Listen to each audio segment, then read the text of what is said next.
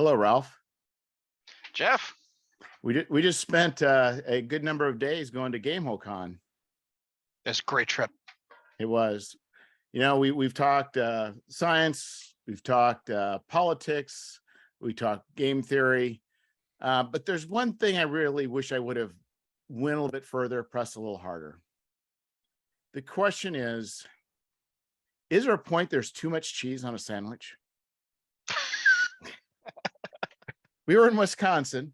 We had the toasted brisket and cheese, but it was more toasted. It was a toasted cheese and brisket, but because they're in Wisconsin, I think they put 3 times the amount of cheese necessary for a toasted cheese. But you thought it was just fine. As a general rule, unless you're choking to death on the cheese, it is not too much cheese. So there's no assuming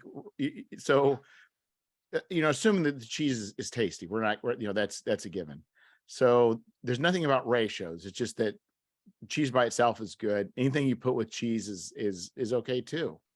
So there's really no worry about ratio of meat to cheese or cheese to bread or potatoes to cheese. You could make an entire sandwich out of just cheese. That's true. Yeah, I've been there. And what you're saying is the only thing that it's a limiting factor is physics. That's right. Not the cheese. Okay. That's right. You have to actually be able to swallow it without dying. Yeah. So anyway, you've got a history. I've as I was when I was on the hike just a little bit ago, I was thinking, I think you're the Rumpelstiltskin of game design. Because back in the day of the Forge, and days after, you came up with a number of books, you and other people. You've Universalis, was it Blood and Sand? Was that the other one? Blood Red Sands. Red Sands. There's another one as well, isn't there?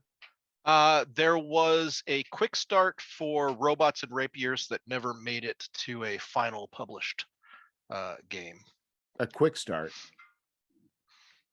Yeah, I had playable rules. They were kind of formatted in little intro booklet. Had them at Gen Con, but it never made it to full publication. Yeah, it's kind of hard, but so anyway, your experience and my experience were a little bit different. I mean, you went on the track. I think your claim, and I still haven't done the calculus. That I probably only really enjoyed 30% of the games I was in. Is that what your thought was? Yeah. Based on your commentary, your debriefs afterwards, 30% fun and 70% complaining. Yeah. But I think I'm the same way with TV shows and movies. Yeah. So, but anyway, what I thought was interesting is one of the games I didn't get to see you playing, but you end up meeting this fellow who was had the whole layout. Was it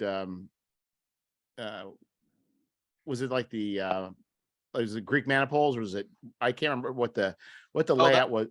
Yeah, that was a Persian versus Macedonian battle.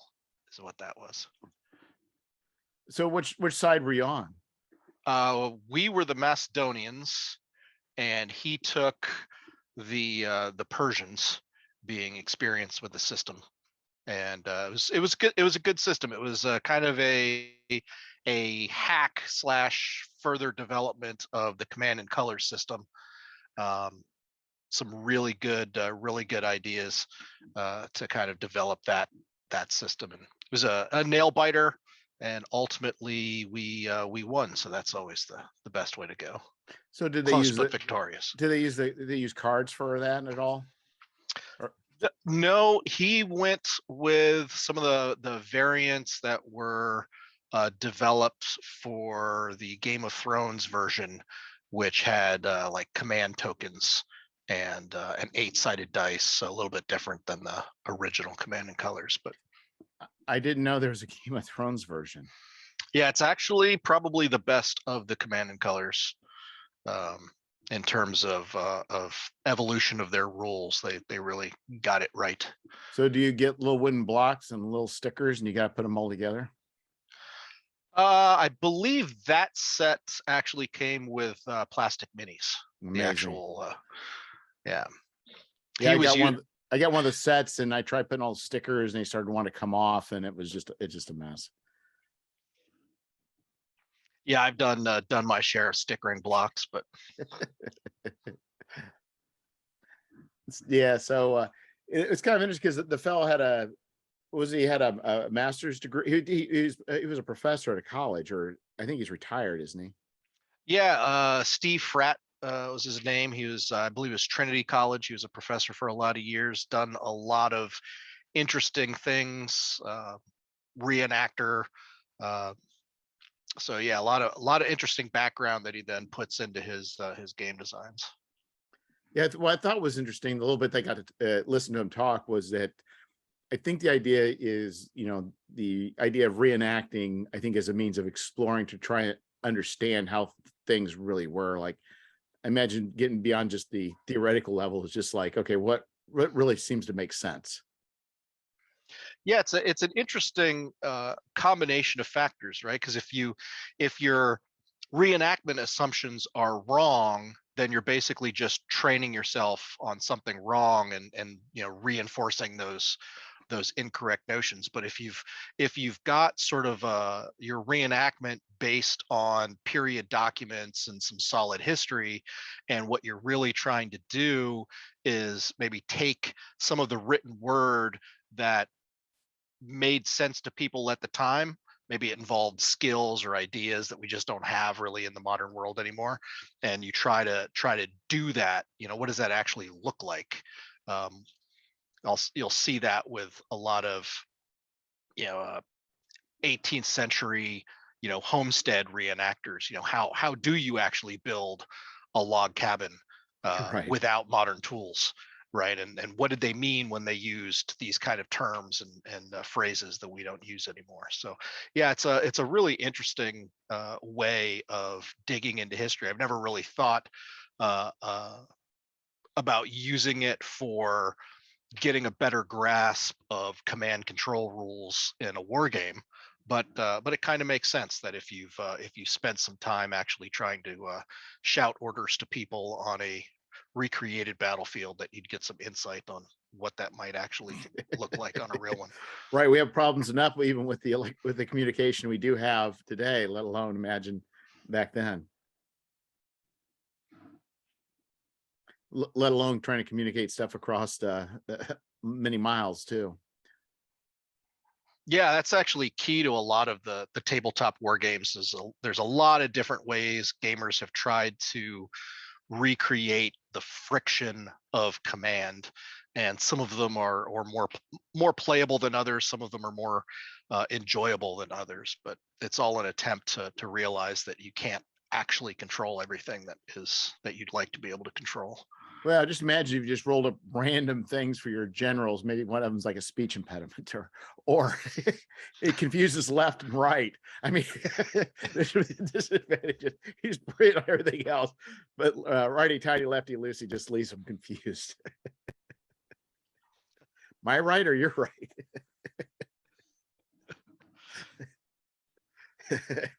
Yeah, I suppose they don't let people with those problems get to be generals commanding people in the field. Probably not in the day of professional armies. You might have to go back to when all you had to do is be born noble, and then you could be a general. It kind of makes me think of, I forget the general that Lincoln was very put out with. It's like, if you're not going to use your army, would you like give it to me? Or I can't really put it, but basically he was doing some sort of barb about, like, if you're not going to use your army, then, like, give them to somebody else who will. Or I can't remember what the barb was, but it's just like, you're sending orders, you need to do something, and he's like, no. I'm Yeah, it's happy right here. probably McClellan. He's one of the more reviled Union generals, but I tend to think that if I were a Union soldier, he's the general I would have wanted, because He didn't take uh, his men into battle. well, he didn't take a lot of risks with him. He didn't try to exploit a position just by throwing a bunch of bodies at it and seeing what happened. And so, probably correctly judged for having left a lot of opportunities slide past him through inaction. But at the same time, if you're a soldier, I think you'd rather that than be part of the brigade that got chewed up trying to get that little extra victory. Yeah, I was reading years ago Paul Johnson's Modern War, and in his view, he was being British, was that the U.S. World War II we just throw so much men and equipment. It really wasn't a lot of times with these taking of islands and different things. It really wasn't strategy. It was just just pouring enough people into an area to take it over. So I guess it's kind of our way of doing things. Yeah, I think there's always those transitional periods in war where you're starting out fighting with the last war's doctrine and figuring out how it doesn't quite work with current technology or current situations, and then having to relearn and develop new doctrine. And then the next war, you get to do it all over again. Um, I think that's one of the perhaps biggest differences of the modern military is how much time they dedicate to trying to project the next conflict rather than just refight the last one. Well, I mean, just think about right now with what we're seeing in the Ukraine with the use of drones. It's really, I'm sure this was Syria, it was started, but seems to be like a whole new level of, I'm sure we're just getting, I mean, the, the military, I mean, just getting started and ways of using and misusing these things, but it's incredible. Yeah, and I think we'll really start to see, you know, information warfare, communication warfare, right? If one side starts to rely very heavily on unmanned vehicles that you need a good signal to be able to control, what does that do for the other side ability to jam or even hijack those signals? How do you protect against that? So yeah, it'll be a very interesting future battlefield. Yeah, and I think it's kind of with science fiction. I don't think I played many games, but I remember seeing I think it was Diaspora, where they would have like ships for that would just be specialized for electronic countermeasures. But you know, it's kind of interesting to think about. We're maybe getting to that point where those types of things and creating ghosts and shadows and whatever weird things you can do with technology, being a thing. Right, with World War II, I think the British a lot of times would do all sorts of fakery with where they created a town, they blew as a port or something, they inflated a bunch of items and made it look like there was something there when it really wasn't. So the Germans had something to bomb and feel good about. Yeah, there was a lot of those tactics leading up to D-Day to kind of conceal where the actual army was and how strong it actually was. That they did with some painted plywood and various things to fool aerial reconnaissance. But yeah, I mean that sort of thing goes all the way back through history. George Washington was a big proponent of sort of devious tactics and spies and espionage and intelligence gathering, and you could trace that all the way back to the Romans and before them. So it's just going to get really the biggest change, I think, in that is the technological aid for those sorts of things, but the impulse has always been there. Yeah, it's like it's kind of interesting with satellites. I think there's been kind of an agreement that we don't mess with other people's satellites unless there's some sort of like warfare going on. And now, I think Russia is even threatening to mess with our satellites as we're potentially utilizing stuff over airspace. So it's kind of interesting. Like, we've kind of thought about war going into space, maybe indirectly, but and I'm sure many of the military groups have, weaponized satellites preparing for the day, but we really haven't really gone into that level of war yet.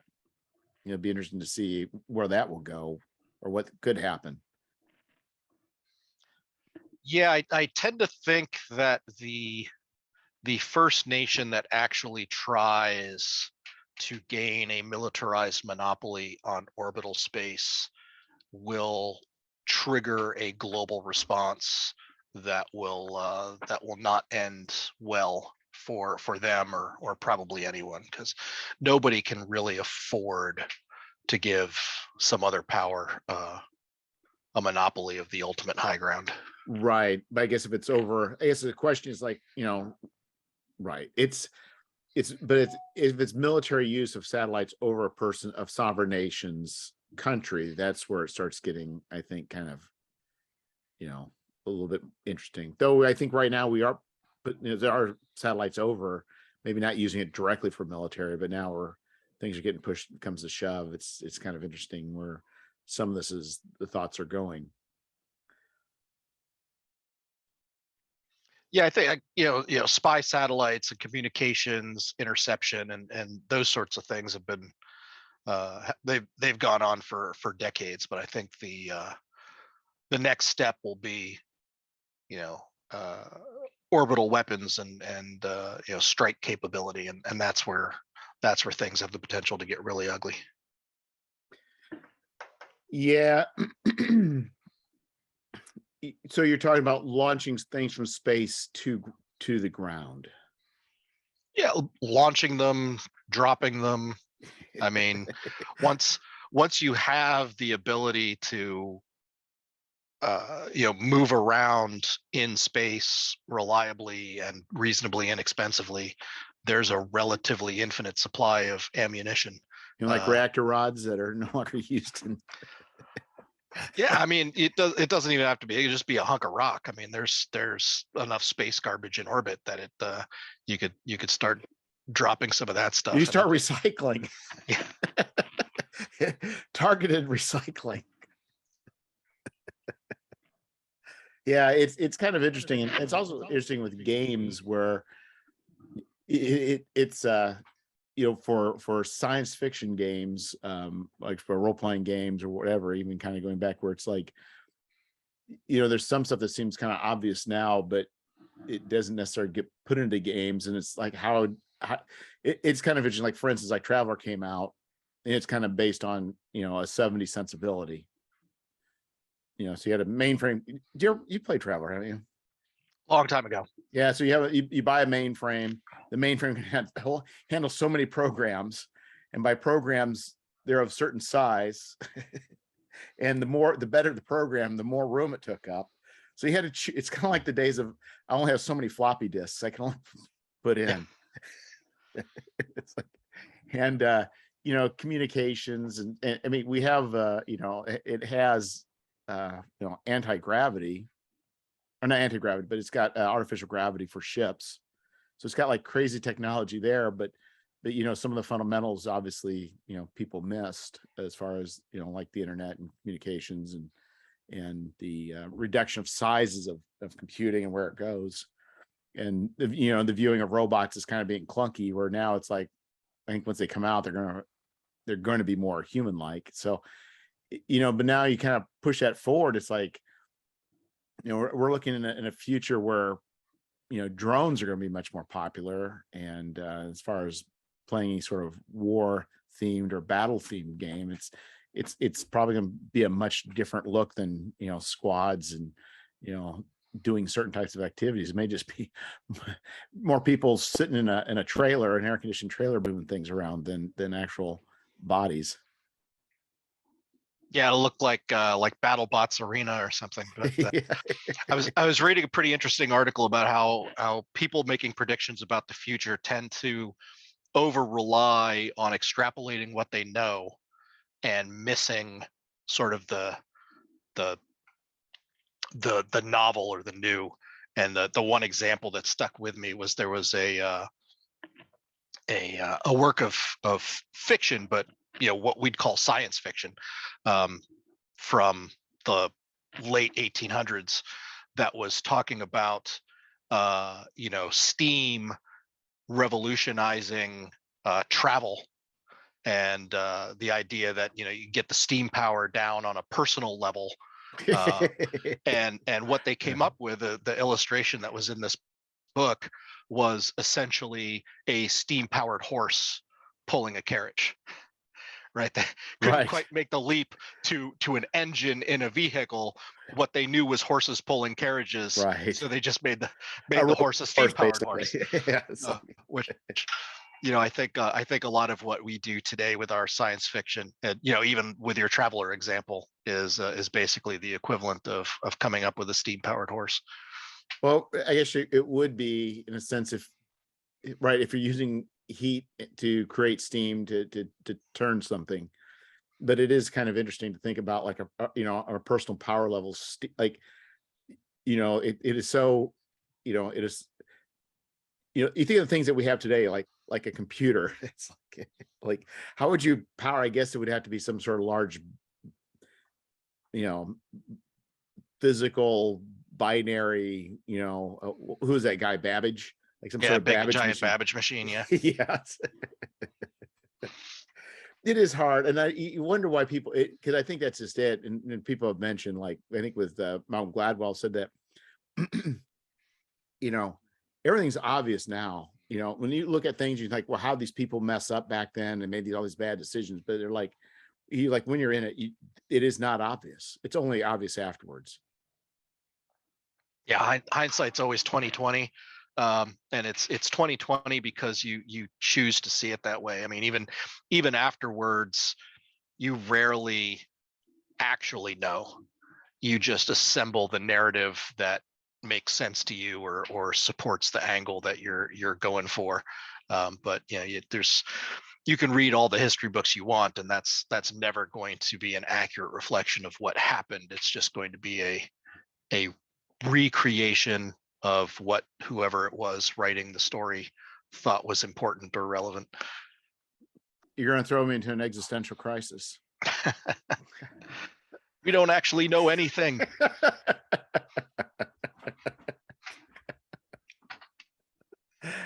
All knowledge is essentially unknowable. Yeah, basically every decision we make is irrational. Everything we do is irrational. We assume it's rational, but it's not. We just find meaning in irrationality. Reverse engineered justifications are what separates us from the animals. Yeah, exactly. Right. But the nice thing about them, they don't have to justify. They don't have the guilt that they have to assuage. They just do it. I don't know. It's kind of crazy. So we did play in a game. We did share one, I think, RPG together. Mazes. Yes.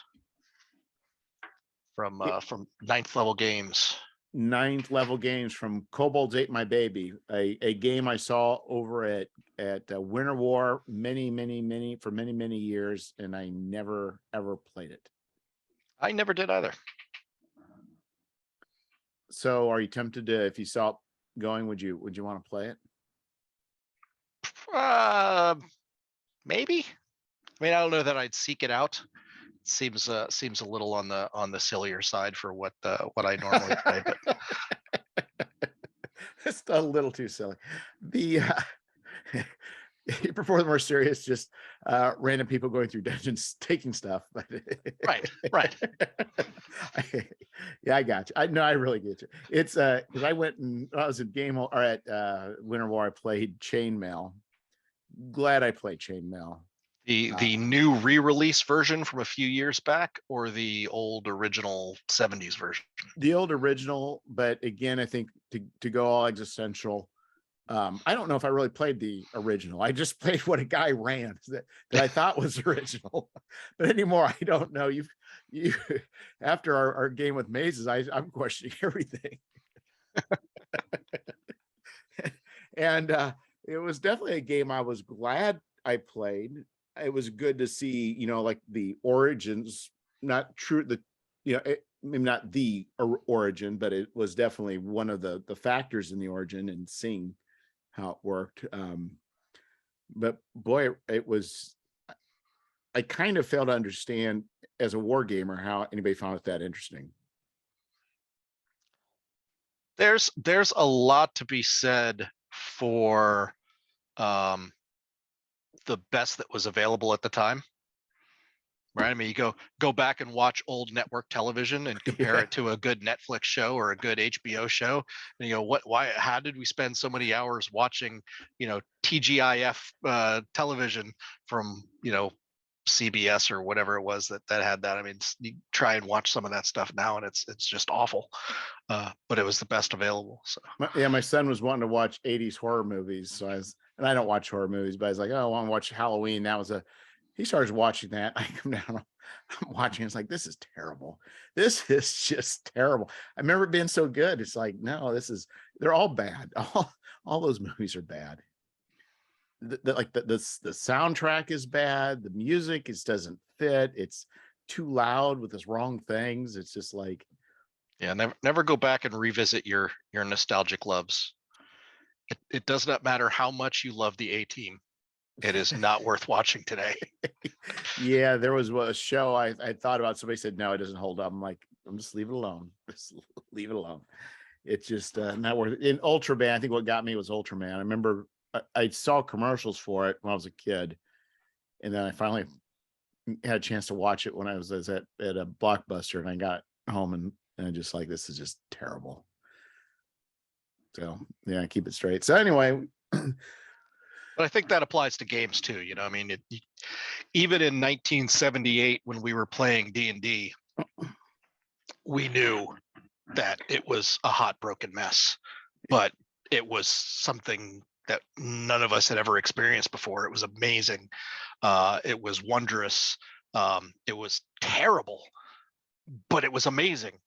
And so I think that's why anybody who played D&D in the late 70s through, you know, most of the 80s, we all had our notebooks full of house rules, our 3-ring binders, our composition, you know, trying to fix. And most of those early subsequent games that came out, you know, whether it was Rune Quest or, you know, whatever other games that you were playing, was just somebody's attempt to fix what they thought was wrong with D&D or Tunnels and Trolls or whatever was their, you know, introductory game. And so I mean, it was always a thing that could be improved on.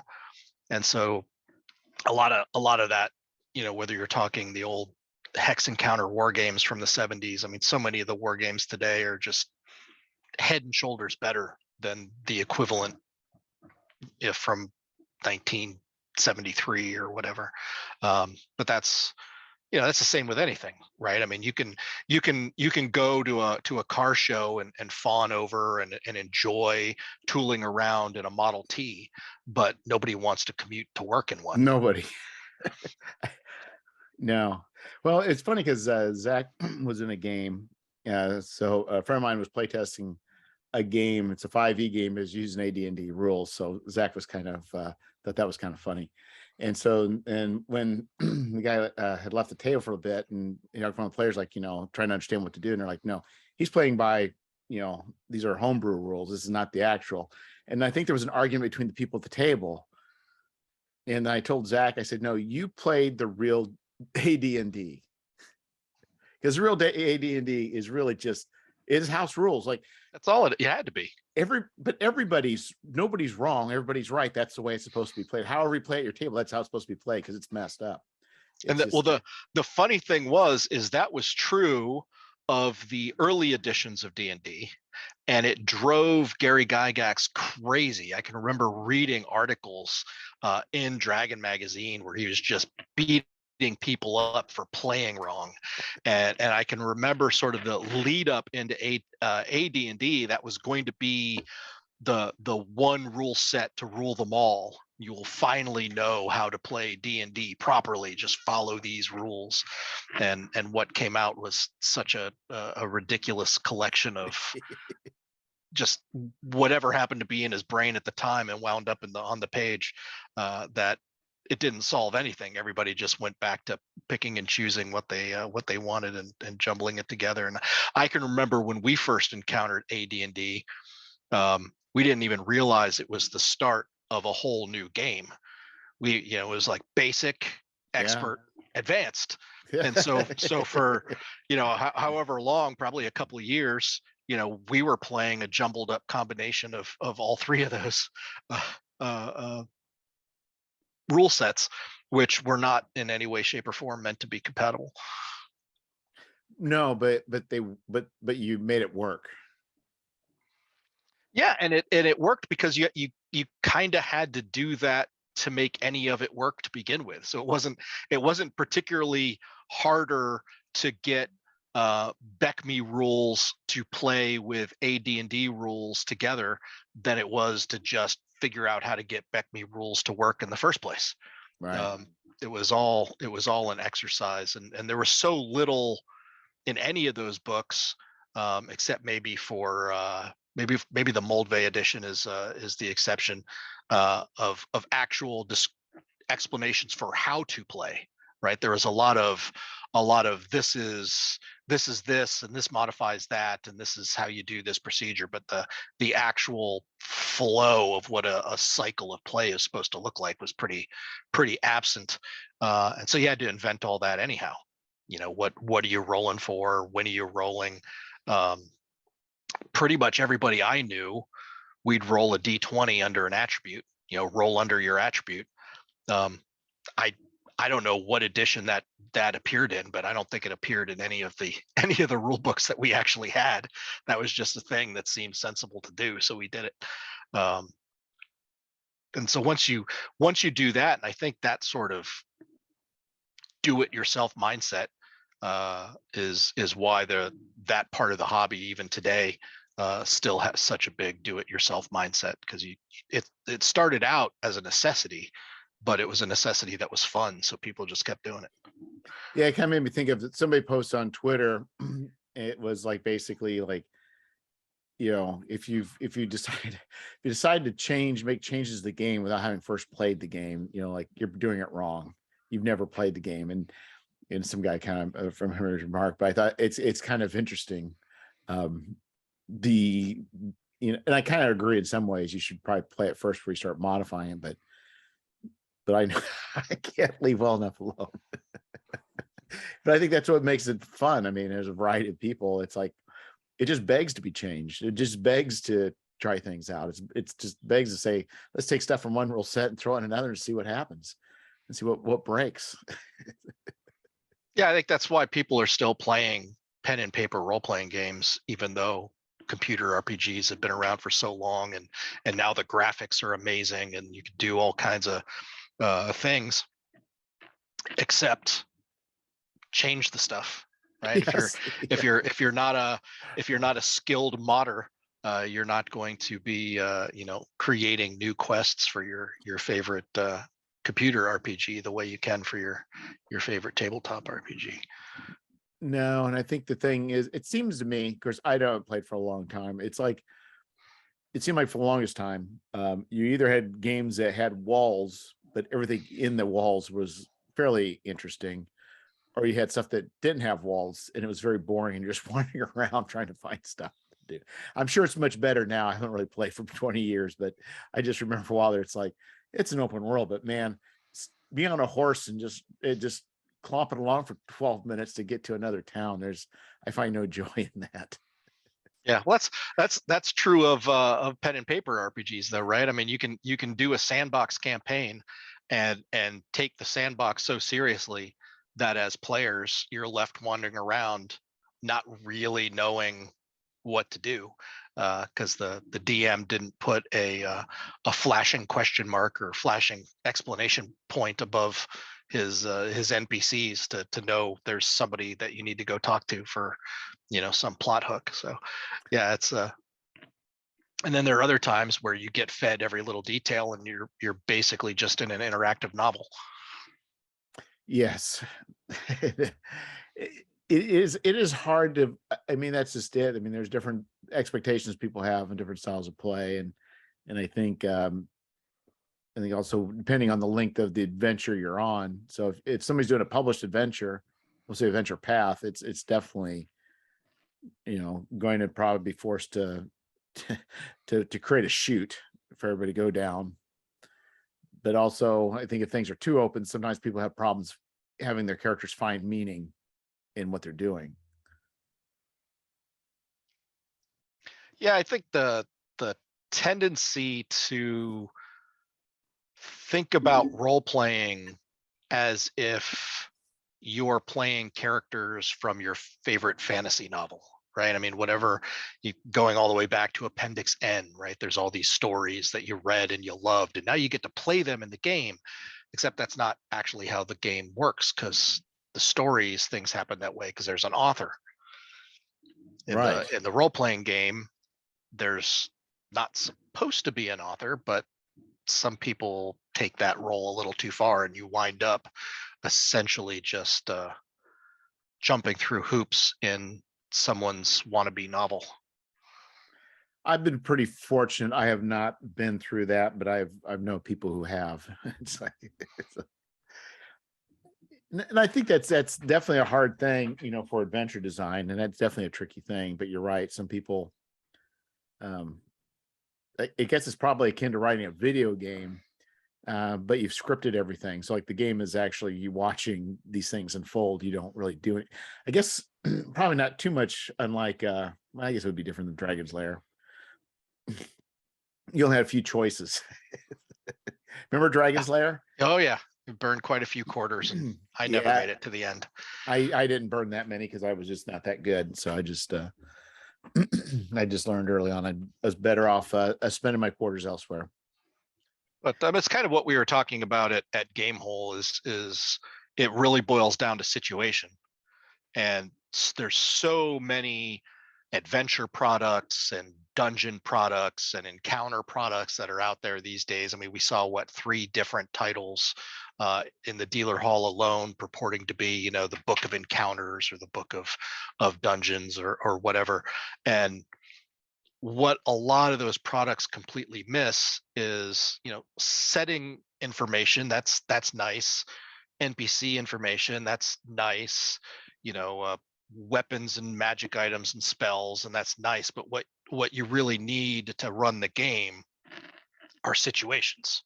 Right. And if you have, loaded situations, right, you kind of wind them up, and then the players go in and interact with them.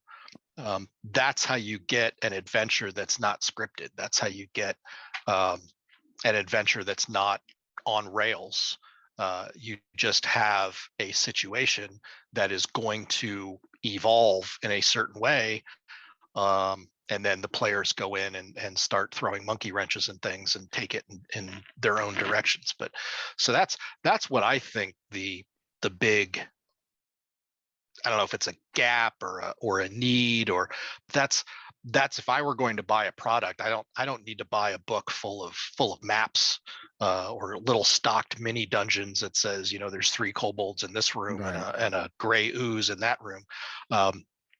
Give me the situations, because if you have good situations, you could drop those into any game. You could drop them into any genre, right? There's no significant difference between a party of D&D adventurers and a party of traveler adventurers when you're planet side interacting with a situation. You just file the serial numbers off, and instead of being a tavern keeper, they're a dockyard worker, right? But you just rearrange the situation and can drive play from that. So Yeah, I think to go along with that, I think there has to be there needs to be tension. Like every character, every situation, there needs to be multiple points of tension.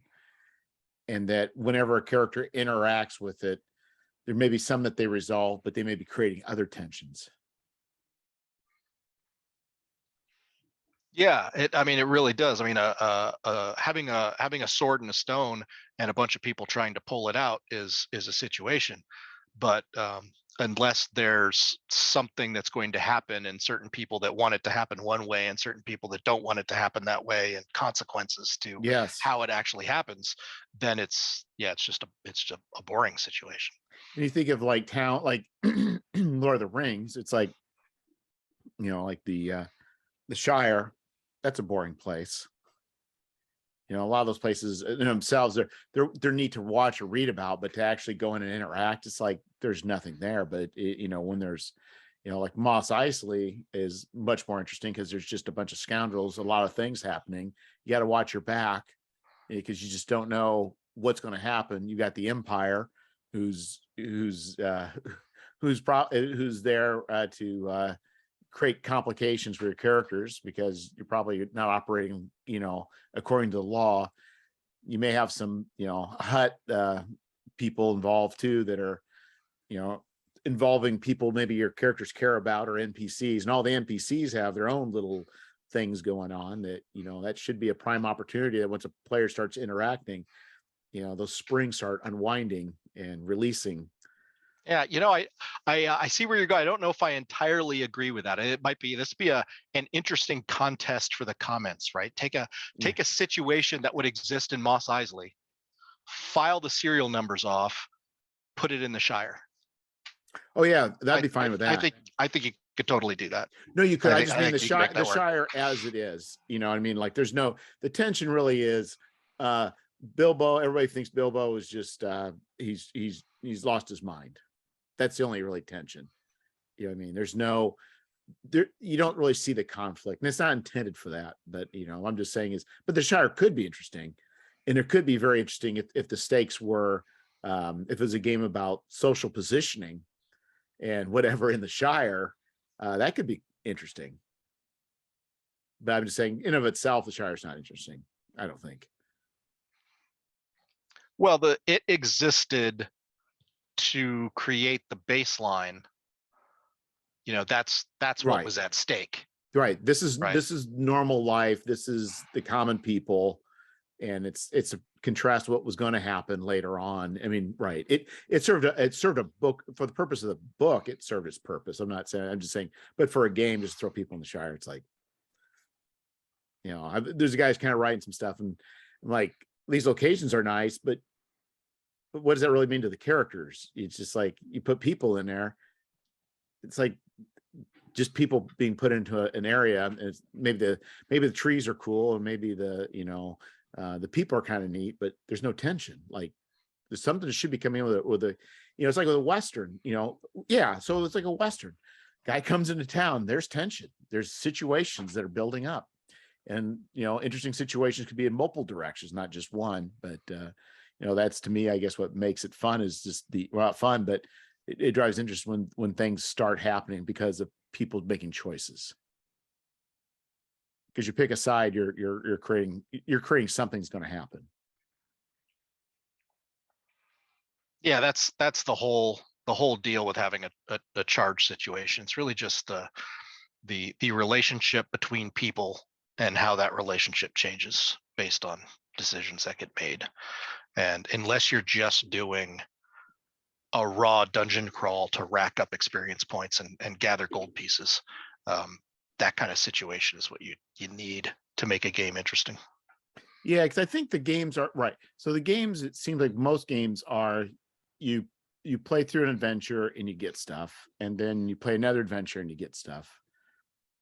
But it seems like to me, it's like with one of the problems with Star Wars, as far as kind of the implication is, you're traveling all over the galaxy, so you can leave consequences behind pretty easily.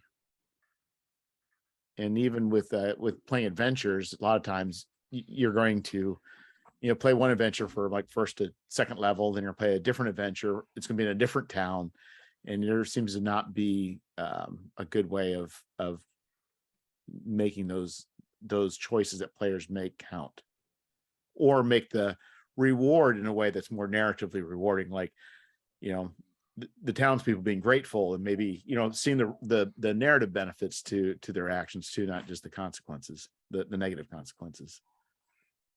Yeah, that all comes down to adventure design, and I think it probably could trace it all the way back to the idea that the early adventures were designed for convention play. Oh yeah. And even developed into kind of tournament play, where you'd have different parties going through the same dungeon and who did best, and so there's a certain artificiality about published adventures that I think is largely an artifact of their origin and what most people use them for. And what you hitting on exactly what you said is the reward for beating an adventure is usually some form of portable wealth, right? You've got gold coins in your purse, or you've got a magic sword in your scabbard, and so now you can move on. right? But if the reward is embedded in the community, right? Your thief is now a crew boss for the local head of the Thieves Guild. They can't just, right? Your cleric has achieved name level, and now they're the bishop of the cathedral, right? Your fighter is now the guy, the armsman who's training the prince's son in the art of war, right? Those are the kind of rewards that real people, if D&D land was a real place, would consider rewards. But most of the time what you get is, here's 10,000 gold and a magic sword. But it'd be interesting, it could be that, the designers, a lot of those people early on, maybe that was their home games. The modules were just something to do at conventions, but we got those modules and we just treated them like this is the way we're supposed to play. So I wonder if just there was a whole series of unintended consequences that led to this. Oh yeah, I mean, Pendragon suffered from that enormously, in that most of the published adventures actually violated the rules of the game, and taught a whole bunch of Pendragon players to play the game wrong, because the adventures would be full of things like, make a roll for this, make a roll for that, check on this, right? Because that's kind of how you write adventures, right? You gotta give them something to do. When the players do this, roll for that. And when you read the actual rules to Pendragon, that's not how those systems were meant to work. But a lot of people were taught to use them that way because that's how the adventurers used them. But the adventures But you're wrong. saying published adventures were doing this? Mm-hmm. Yeah, like in Pendragon, there's virtues and vices, right? Yeah. That are opposed to each other. And the idea is, if you act a certain way, you're free to act however you want. If you act in a way that reinforces one of those virtues or vices, you get a check, and then you check to see whether that number goes up or down during the winter. But unless the number gets above 16, you still have 100% control, right? If you have a 15 in a vice, you never have to roll against that vice to see if you've succumbed to it. It's 100% player choice. You could choose to roll if you just wanted to, see what happens for yourself randomly, but the game master can't make you roll. Once you get to a 16, then you're actually earning glory because you're renowned for that trait. People, you're famous for being proud, or you're famous for being chaste, or you're famous for being whatever. So you're earning glory for it, and now the game master can force you to roll. But the published adventures were just saying, things like, oh, you had a long night on watch, roll energetic to see if you wake up in time. It's like, no, that's not what that is. It's, did you get up? Yes. Then you put a check mark. You don't check it as in make a roll. You check the box to see if you've leveled up your energetic. So yeah, the published adventures taught a whole generation of people to play Pendragon wrong. I think D&D adventures pretty much, maybe not as dramatically mechanically wrong, but yeah, probably procedurally wrong in terms of what was the point of play. Yeah, and from what I've heard, it sounds like they played in long campaigns, and I think, but we didn't. Did you play? Did you have long campaigns when you were playing D&D back in the day? Yeah, well, because I couldn't afford to buy any published adventures, so the only published adventure I had was the Isle of Dread that came with whatever box set that was, the expert set, I think. And then later, I think I picked up the Giants, and we ran through the Giants. And then, a friend of mine had White Plume Mountain, so I think we raided White Plume Mountain like 15 times because that's all we had. But other than that, we made up our own. So yeah, I wound up having our own. People today, they get all nostalgic over Greyhawk or the Forgotten Realms, or whatever.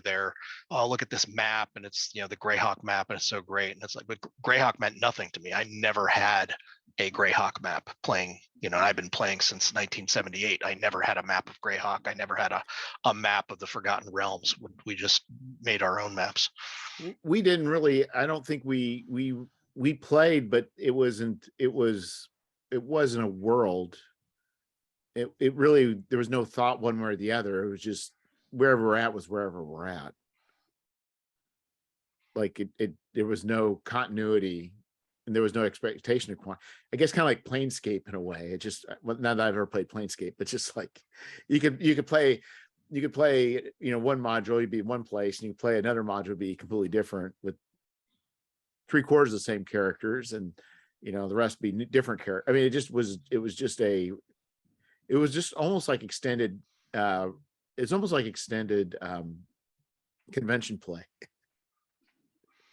Yeah, I could see that. Ours was a little different because we didn't have really those things to go off of. So, like my touch point was, Lloyd Alexander's Prydain stories, and the map at the beginning of the book. And so that's like that. Oh, I need a map, and it needs to have places on it. And we need to go back to those places, and the people need to be from those places. So that wound up being how I would make the game. Yeah, we were never that resourceful. At least I wasn't. I don't think any of us did. But I think the other thing too is we had a number of people. We kind of rotate who was doing games or who was running the games. So there wasn't really a consistency there either. Yeah, we do that too.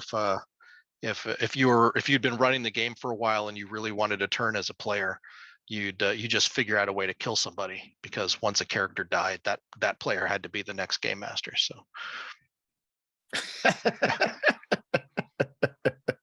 I will kill your character eventually, and then it'll be your turn to run.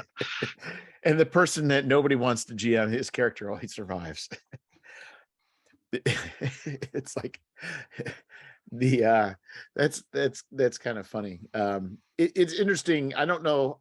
The other thing is, I'm not sure what rules we ran by, because I was listening to a podcast where they had they called it the prime directive, where that if you bought a game back in the day, if you bought the game, you're the only one that could run it. And so if you were the D&D, you're always the D&D guy, but somebody bought, Call of Cthulhu, then they were the Call of Cthulhu, and nobody else could run that game. And then that's how they divided up the, that, where I think we didn't really do that, but I think we did have people that bought certain things and would try to promote certain things. I think a couple of us ran Traveler, though. I think that was probably different. So what other games did you run back in the day besides D&D?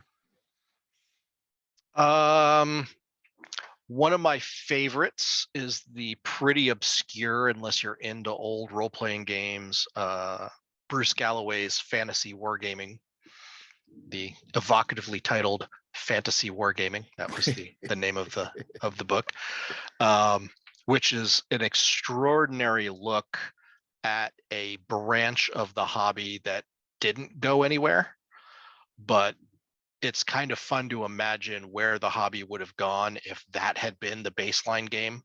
So I don't know anything about it. So what's the premise and how is that different? Well, the idea, the goal was medieval realism, right? So it's like he probably would have loved Harn. I don't know if he ever saw Harn, but he probably did. But what made the game very interesting is there was a subroutine for everything, right? If you wanted, skills worked a certain way, and there was a table for that, and it was very old school wargamey kind of tables where you'd add up a bunch of factors, which would give you the column on the table, and then you'd roll your percentile dice and you'd read the results off the table. And it was a very cumbersome way of doing it, but the ultimate result was very powered by the apocalypse, right? So if you think of a powered by the apocalypse table, right, where you're gonna roll plus whatever, and you get a hit or a partial hit or a fail, or that's basically how these tables were set up. with this result, you get everything you asked for. With this result, you get a success, but there's nasty consequence with this result. And so there's these results on a table. It's just very, very cumbersome to get there because you had to add up, almost burning wheel style from paragraphs of modifiers, +3 for this and -1 for that and +2 for the other thing, and you'd get to a column like column 17, and then you'd roll your percentiles and see what you'd score. And then whatever your percent chance of failure was, if you succeeded on the roll, that's how many experience points you got. So whatever it was you were doing, you could earn experience points. But if you had a 50% chance of failure and you succeeded, then you got 50 experience points. But if you had an 80% chance of success, then you'd only get 20 experience points. So you'd have to keep track of that. And the magic system was very interesting in that it was all correspondences, right? So if you added up all the stuff that you wanted to do, the level of difficulty would be so high you would fail spectacularly. So you had to get the difficulty down by essentially like spell components that were related to the spell you were doing. So if you're doing a fire spell, you might say, okay, the Leo is the zodiac sign associated with fire. So if I cast the spell in August, and noon is the time of day associated with fire. So if I cast it, and Sunday is the day of the week associated. So if I cast it on noon, at noon on a Sunday in August, that just made the spell easier. And if I have this kind of wood, I make a wand, and the wand has this kind of wood, and it has this many metal rings made out of this sort of metal, and you had to build from this table, all related to getting the degree of difficulty of the spell down to a level that you could actually cast it. And that's so champions. But you wound up inventing these rituals, right? Like in the books, right? You read this book, and there's always, by the light of the moon, you have to, sacrifice the white sheep and, the blood of the virgin and the, crushed acorn powder with a hemlock drink and, all that stuff that they're doing in these big rituals. You essentially had to invent a ritual based on these tables of stuff. And it really gave significance to things like if you had a silver dagger in the shape of the crescent moon, that mattered because there were certain kinds of spells that silver was good for, that a dagger was good for, that a crescent moon was good for. So if you had a silver dagger in the shape of a crescent moon, that became a focus that you could cast those kinds of spells. So it was a very complicated, some people have even said completely unplayable, but we actually played several campaigns of it. But yeah, and enjoyed that one a lot, or fought with it a lot, as the case may be. But I still have my book, which every margin just about is full of pencil scrawl, trying to make sense of it. Well, it's interesting because it does seem like a narrative way of doing what the hero system did. Have you played Champions? We attempted to make characters, said this is the worst thing ever, and quit. Yeah. We that was one of the few games I remember we rage quit. We rage quit Champions and played. We went and played Heroes Unlimited and Villains and Vigilantes instead. Out of spite. And you didn't like either one of them, but you just said I could. Yeah, they were both pretty messy games, but they were better than trying to figure out Champions. But it's a similar thing. It's like you want to do all these things, but you can't necessarily do all those things. So you say, it's limited so many times a day, or it's, whatever. It's very similar, except I think what you're talking about was more systematized. And it was, if you're talking about like, if there's things that's consistent through it, like if the list is always like of these things, it's always the same, like it's the same list of you're choosing from, then it makes it more, I can see where it makes it more flavorful and interesting. And then there's like the dagger bit. It's like, you hear news about that silver dagger over that's the shape of the crescent moon. There's only 6 of them in the world, and if you get that, it's going to make casting a whole lot easier. Your magic user is going to make a push to the party, like, we must have this. Yeah, and what was particularly great about it is you wound up having not so much schools magic, but by default you kind of had schools of magic, because what you had in terms of what your wand was made out of, or what material components because you had to track your actual material components, right? If you're going to use a feather, you had to have a feather. So whatever you had on you, because the spells were all freeform, you could literally cast any spell you could imagine at any time, but you were limited by what your wizard actually had, which of those spells you had an actual chance of success to cast. And so you become specialized. Like, I'm really good at fire magic because all my stuff gives bonus to fire magic, but I can't do crap with illusions because I don't have any of that stuff.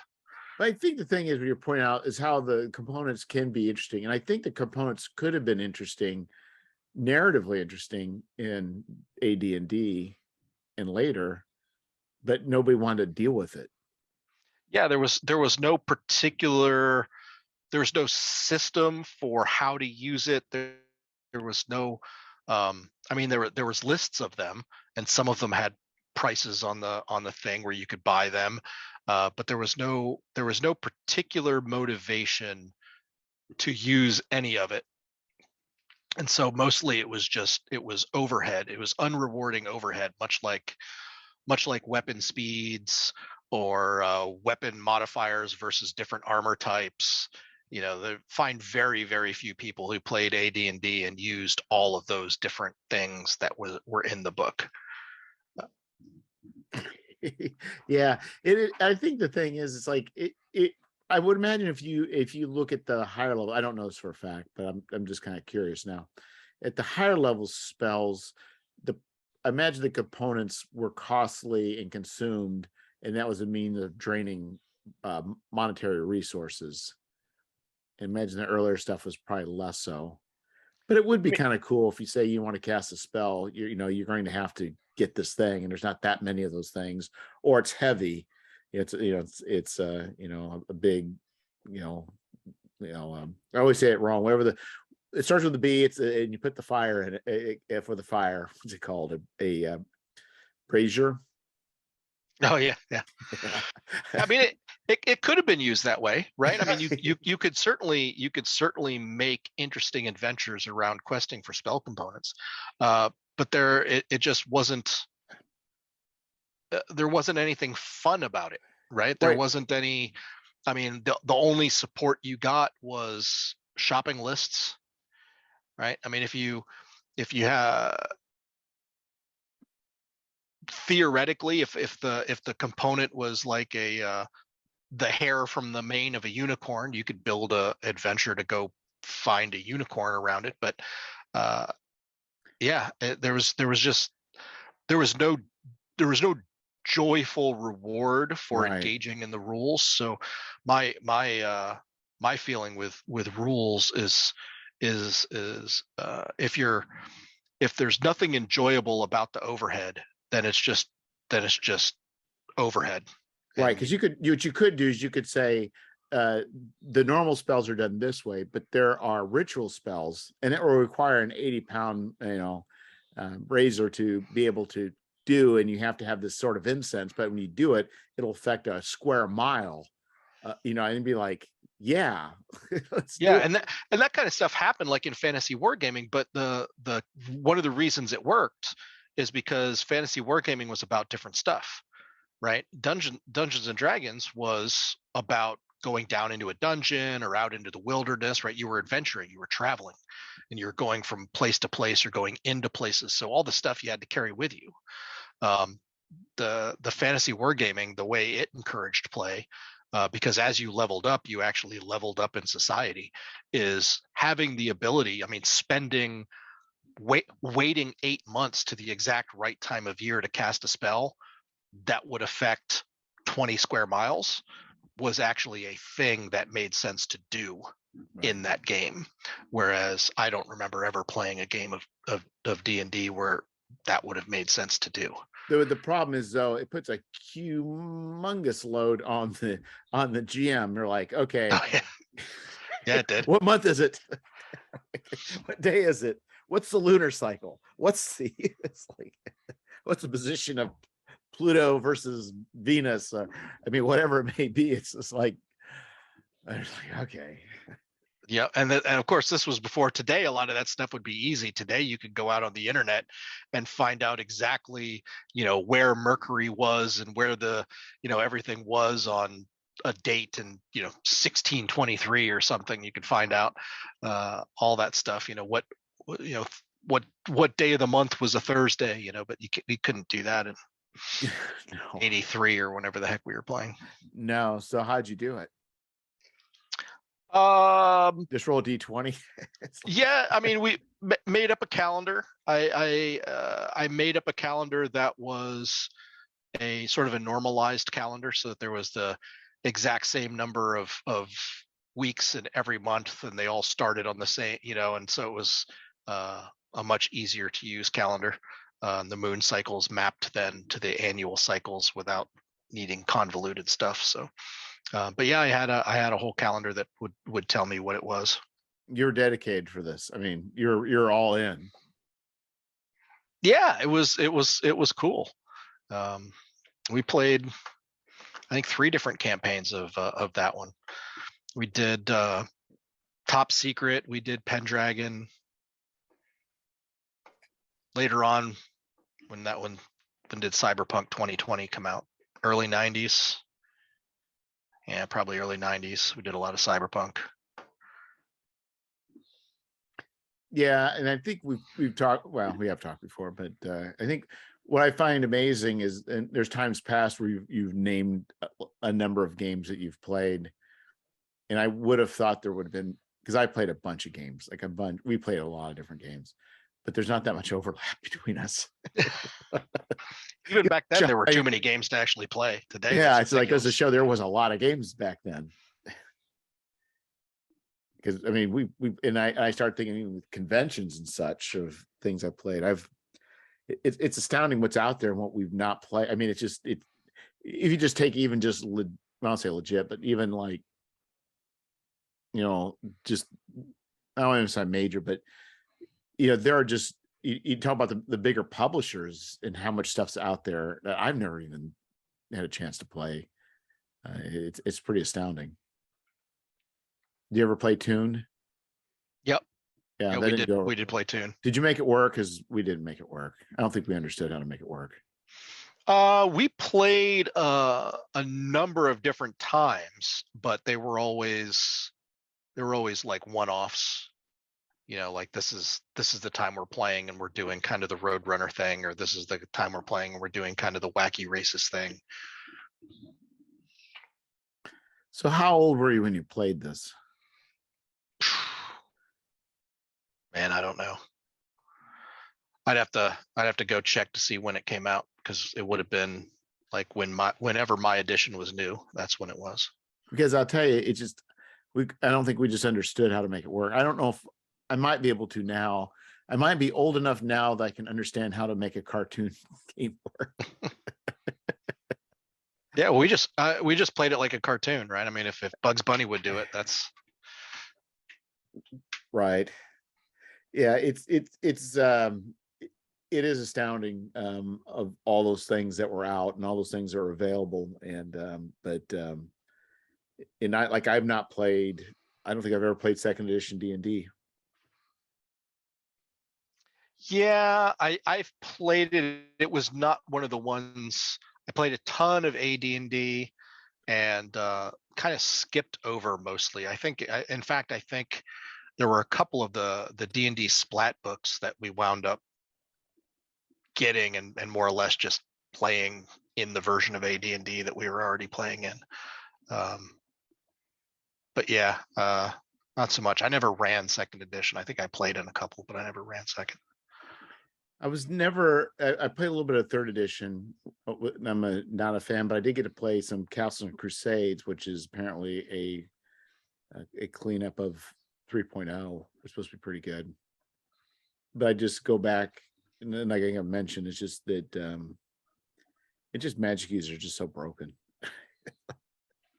Yeah, I was pretty excited when 3.0 came out, because a lot of the things that they did in 3.0 were things that we had already done in our AD&D house rules. Like we had gotten rid of by that point all of the silly saving throws. Right. And we wound up just doing attribute-based saving throws, which is more or less what 3.0 did. They just mash them together into 3 instead of 6. But and kind of unifying the modifiers, so Yeah, that they that all stuff have the makes same sense. modifiers.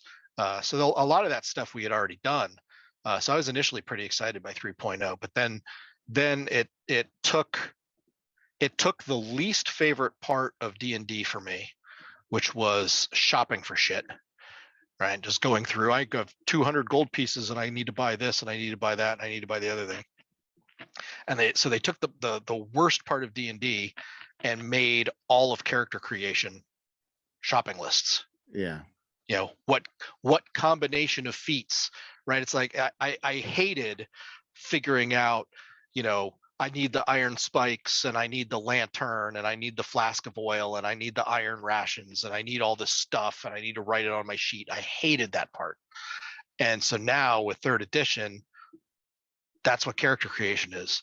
I need great cleave, and then I can get like mighty blow, and then I can get some other stupid shit, and then finally I'm a decent fighter. Well, then all of a sudden you're ready to do the thing that you want to do, then you realize you messed up, and you should have picked this one. Should have picked this other thing. Yeah. And I need for that thing that you want. It's like, yeah. So they took my least favorite part of D&D and made the entire game that. So I quickly fell out of love with 3. And then we had friends that played Pathfinder, and I can remember coming very close to rage quitting that game, because I made this very cool character, and I picked a feat that was absolutely perfect. Had no idea what it did. I just picked it from the name. It was like something to do with the sun and the whatever the Pathfinder sun. But it was like, in the end, when I figured out what it did, it was like the equivalent of giving you a +1 during certain times of the day under certain restricted conditions. And I'm like, what the schlitz? Just give me a +1. What is all the? So it's like it was a feat that you could virtually never use, despite the fact that it had a really cool name that completely fit with my character concept. I was like, that's just ridiculous. I am glad that there was no other games afterwards that you could pick talents and feats that just basically were no good most of the time. I'm glad that never carried over to the Modifius 2D20 games. I'm glad that never carried over in the Star Wars FFG. I'm glad that it never happened. It's I don't know if this is accurate or not, but I get the sense that that's where computer RPGs infiltrated the tabletop, and you know, the online role-playing games where you'd sit there, or you know, even things like Skyrim or Gothic, or you know, those games where your character was just tons and tons and tons of little pieces. You know, you'd get to like level 50 or level 100, and you'd have to, you know, get all of these little power-ups that in a computer, it's pretty easy. You know, I also don't really care for that part of computer games, but it's not that big of a deal. I'll click this and click that and click the other thing, and then you're done. But when you put that into a pen and paper role-playing game, it just turns it into a freaking slog. Well, the problem is when you pick something, and all it is like you found out is you see a list of things, you say this is cool, but when you read the fine print, it just says cool. It says you're a chump. Yeah. It boils down to not trusting the players, right? If you give them too much cool stuff, they'll break your game, and you're the game master, and you need to be in control of your game. You can't have players breaking your game, so you got to give them stuff that sounds cool but doesn't break the game. At which point now you're just overhead without reward. Well, but even in that case, but I mean, even with is strange with, I remember the Conan, it's like, you could be a certain character, but you have this feat to be like a I think it's for like what's normal be a provocateur, but you had to be in your own home country, and I mean, like all these series of situations would probably never be situations your character would ever be in. You know, if your power was like getting mobs to, get all crazed and frothed up, I mean, that's a great power. Like, yeah,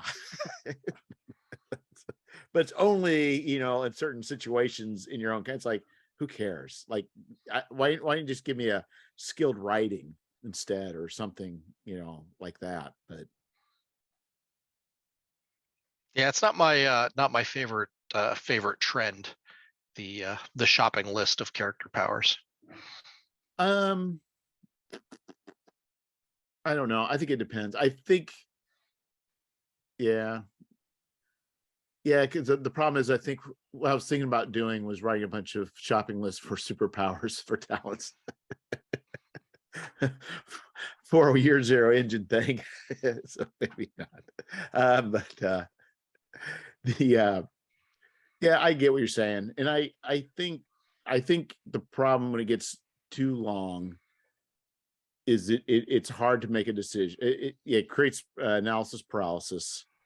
And then sometimes it's like, then there's so little variation between them. Like, is there that much meaning between a lot of them? Like, could you just not simplify it?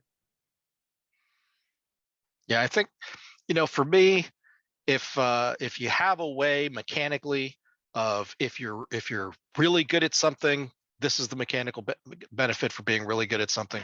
If you're really bad at something, this is the mechanical penalty for being really bad at something. And then all your character sheet needs to be is essentially a list of things you're really good and really bad at. You don't need a paragraph of rules No. for how being good with attacking multiple people with a two-handed weapon and it works like this, and there's an entire paragraph. All you need to know is I'm really good at attacking multiple people with a two-handed weapon, and in this game, really good means when I roll, I get this bonus. And then if that's the situation, and it's a situation I'm really good at, I get the bonus. Yeah, I think right. What you could do. So I guess let's put it this way. So let's say, for instance, attacking multiple people, which is basically, I think what Fate did is if you're fighting, I think, a mook, any damage you do past the first one just applies to the second. I may be mixing up my games. But you could also say somebody's really good at it. You already have the rules in how if you do really good against one, you'll go against another. They could get a bonus against mooks or like a D6 or adding to that. Or are you saying even that's more than what you really want? You just really want to know a character's good at a thing and they just either get a little bit better at the thing they're good at or then just leave it at that? Yeah, I mean, what you were describing is taking a rule that already exists in the game. If the way it works in your game is these types of opponents have very few hit points, and you get to take your damage and spread them over however many characters until you run out of damage to spread. If that's the way the rule ordinarily works, then if I'm particularly good at that thing, then I'm particularly good at doing that. So I get maybe bonus that's damage, maybe that's what a fighter does. Maybe that's the rule. A fighter is anything that he does for damage. If he exceeds the hit points of one opponent, gets transmitted automatically. So there's not but that just comes with being a fighter. So you're saying you'd rather have something like that rather than somebody picking a feat for that? Yeah, I mean, a feat in and of itself, right? I mean, if you go back to AD&D, you could define all of the advantages that a ranger had as a collection of feats, or you could define, the fact that elves got +1 to hit with swords and bows and had infravision. You could define those as feats. It's not so much the existence of a little nugget of rules, call it whatever you want. It's the fact that now the entire game is driven by having a shopping list of those. that you have to optimize. That's the part I'm not interested in doing. Right, because I think what happened with the 3.0 was from my understanding, was that the success of Magic the Gathering rewarded rules mastery. So it rewards studying cards, all their interactions, and you will not be good at Magic the Gathering if you're not a student of Master the Gathering. Yeah, you might be right. I loathe Magic the Gathering. Like when it first came out, we thought it was pretty cool. We just bought like a deck and we just played the deck. That was it. We didn't even know until I went to whatever the last Gen Con in Milwaukee was. I think was the first time I encountered Magic players playing single color decks. Like I didn't even know that was legal.